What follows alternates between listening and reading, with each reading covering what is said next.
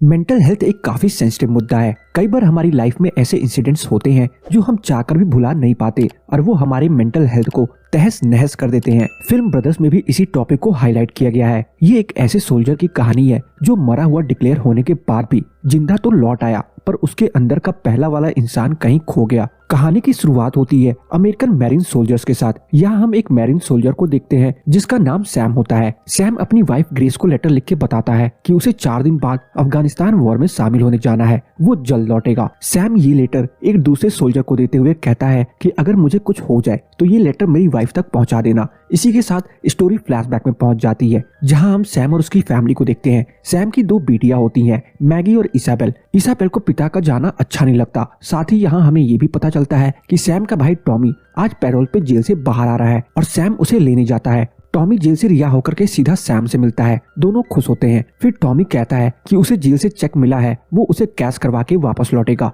इसके बाद टॉमी घर आता है। वहाँ सैम की छोटी बेटी मैगी दरवाजा खोलती है। टॉमी उसे इसाबेल समझ लेता है क्योंकि मैगी का जन्म उसके जेल जाने के बाद हुआ था। मैगी उसे कहती है कि मॉम तुम्हें पसंद नहीं करती, जिसके बाद ग्रेस आकर के उसे चुप करा देती है। टॉमी घर आकर अपने पेरेंट्स से मिलता है। माँ टॉमी से मिलकर खुश होती है, जबकि पिता को ज्यादा खुशी नहीं होती क्योंकि टॉमी के जेल जाने से उनकी काफी बदनामी हुई थी। आगे हम देखते हैं कि सब लोग खाना खाते हैं। टॉमी सैम से उसके अफगानिस्तान जाने के बारे में पूछता है। वो बताता है उसे ट्यूसडे को निकलना है। फिर टॉमी उसे कहता है कि उसे मजा आता होगा, जिस पर सैम कहता है कि ये तो उसकी जॉब है। दोनों भाइयों की बातचीत के बीच उनके पिता टॉमी से ताने भरे अंदाज में कहते हैं कि तुम्हारा भाई एक हीरो है जो देश की सेवा कर रहा है। टॉमी को गुस्सा आता है और वो टेबल पे हाथ पटकता है और बाहर जाने लगता है, जिसके बाद सैम उसे सलाह देते हुए कहता है कि कोई मुसीबत मत मोल लेना। अब कहानी प्रेजेंट में आती है और सैम अपने साथियों के साथ अफगानिस्तान रवाना हो जाता है। रास्ते में तालिबानी फाइटर्स उनके हेलीकॉप्टर को शूट कर देते हैं और हेलीकॉप्टर क्रैश हो जाता है। अगले दिन 2 ऑफिसर सैम के घर जाकर के ग्रेस को बताते हैं कि सैम की डेथ हो गई है। ग्रेस अंदर से एकदम टूट जाती है और रोने लगती है। इसके बाद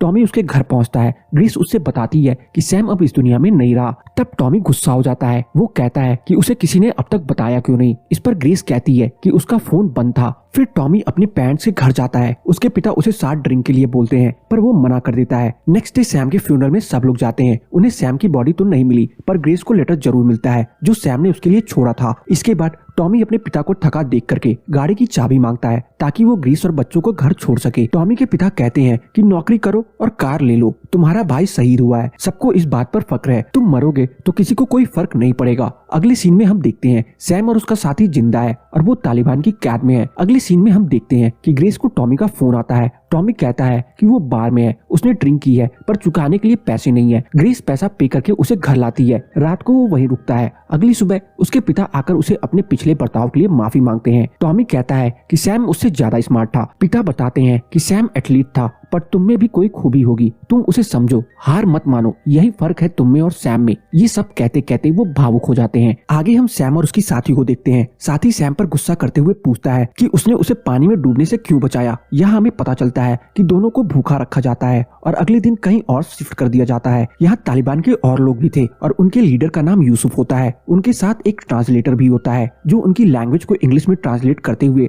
यूएस तक ये मैसेज पहुंचाने में हेल्प करता है कि अफगानिस्तान उनका है, इसलिए वो लोग अपने सोल्जर्स वापस बुला लें। सैम इस पर ऐतराज जताता है, जिसके बाद उसे और उसकी साथी को एक गुफा में बंद कर दिया जाता है। इधर टॉमी सैम के जाने के बाद उसके परिवार के साथ ज्यादा टाइम स्पेंड करता है, जिससे ग्रेस को लाइट फील होता है। तालिबान द्वारा टॉर्चर किए जाने पर सैम का साथी मैसेज रिकॉर्ड करने के लिए तैयार हो जाता है। वो उस मैसेज में अपनी वाइफ और बच्चों का भी जिक्र करता है जो कि ग्रेस की नेबर भी होती है। अगले दिन टॉमी पूरे परिवार के साथ मिलकर के ग्रेस का सरप्राइज बर्थडे सेलिब्रेट करता है। वहाँ सैम के साथी की वाइफ भी आती है। अब टॉमी और ग्रेस अच्छे दोस्त बन गए थे। वो सैम की फैमिली से काफी घुल मिल गया था। एक रात टॉमी ग्रेस को बताता है कि वो उस बैंक में गया था जहाँ उसने चोरी की थी और वहाँ की एक फीमेल एम्प्लॉय को मारने की धमकी भी दी थी, पर अब उसने उस एम्प्लॉय से माफी मांग ली है। ये सुन ग्रेस काफी खुश होती है क्योंकि टॉमी अब सुधर रहा था। यहाँ टॉमी और ग्रेस के बीच एक किस होती है, जिसके बाद ग्रेस शर्मिंदा होकर कमरे में चली जाती है और सैम का लेटर देखती है जिसे उसने पढ़ा नहीं होता है। उधर तालिबानी सैम के हाथ में रॉड दे करके अपनी साथी को मारने के लिए कहते हैं और बदले में उसे आजाद करने की बात करते हैं। सैम रॉड फेंक देता है, जिसके बाद एक तालिबानी उस पर बंदूक तान देता है। इसके बाद सैम रॉड उठा के अपनी साथी को मार देता है। अब उसे गिल्ट फील होने लगता है कि उसने कैसे अपने साथी की जान ले ली। अगले सीन में हम टॉमी को ग्रेस से माफी मांगते हुए देखते हैं। यहाँ ग्रेस कहती है कि वो उनसे अनजाने में हुआ, शायद वो दोनों सैम को मिस कर रहे थे। इसके बाद सैम और टॉमी के पिता वहाँ आते हैं। वो टॉमी को सैम के परिवार का ख्याल रखता देख खुश होते हैं। अगले सीन में हम देखते हैं कि अमेरिकन आर्मी तालिबान पर एयर स्ट्राइक करते हैं। वहाँ उन्हें सैम मिलता है। वो ये बात ग्रेस को बताते हैं। सैम घर तो आता है पर उसका बिहेवियर अब काफी अलग था। ग्रेस को उसकी बॉडी पर कई चोट के निशान भी मिलते हैं। अगले दिन ग्रेस बच्चों के साथ आइस स्केटिंग करती है। सैम और टॉमी आपस में बातें कर रहे होते हैं। सैम टॉमी से अपने परिवार का ख्याल रखने के लिए थैंक्स कहता है। साथ ही वो टॉमी से पूछता है कि क्या उसने ग्रेस के साथ कोई फिजिकल रिलेशन बनाया है। इस पर टॉमी हर्ट होता है। वो कहता है कि तुम्हारे दिमाग में ये बात कहाँ से आई। आगे हम देखते हैं कि सैम के साथी की वाइफ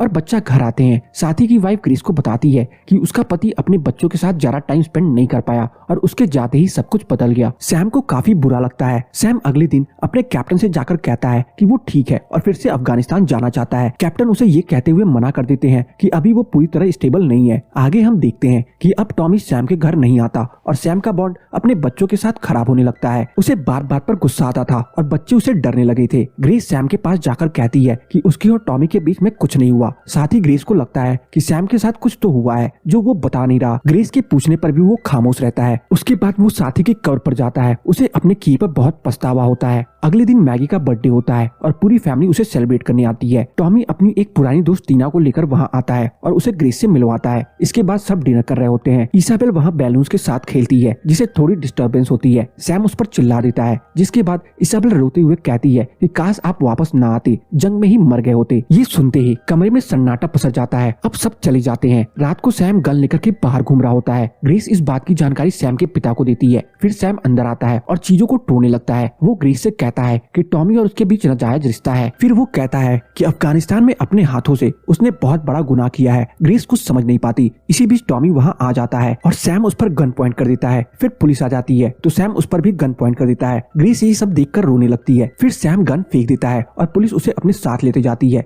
रात को ग्रेस सैम का वो लेटर पढ़ती है और रोने लगती है। अगली सुबह सैम टॉनी को कॉल करके माफी मांगता है और साथ ही उससे ये भी कहता है कि वो आज भी उससे उतना ही प्यार करता है जितना वो उससे पहले करता था। ग्रेस सैम के पास आती है और उससे पूछती है कि अफगानिस्तान में उसके साथ क्या हुआ था। फिर सैम उसे सब कुछ बता देता है और ग्रेस उससे गले लगा लेती है। अब सैम का दुख पहले से कम तो था पर फिर भी वो अपनी गलती को भुला नहीं पाया था। और ये मूवी इसी नोट के साथ यहीं पे खत्म हो जाती है। तो बस आज की इस वीडियो में इतना ही। आपको मेरी ब्रदर्स मूवी की एक्सप्लेनेशन कैसी लगी कमेंट सेक्शन में बताना ना भूलें। और अगर आपको मेरी ब्रदर्स मूवी की एक्सप्लेनेशन पसंद आई हो तो वीडियो को लाइक करके जाना ना भूलें। चैनल पे नए हैं तो चैनल को सब्सक्राइब जरूर कर लें ताकि मुझे ऐसे ही मोटिवेशन मिलती रहे और मैं आप सबके लिए अच्छी से अच्छी वीडियोस लाता रहूं।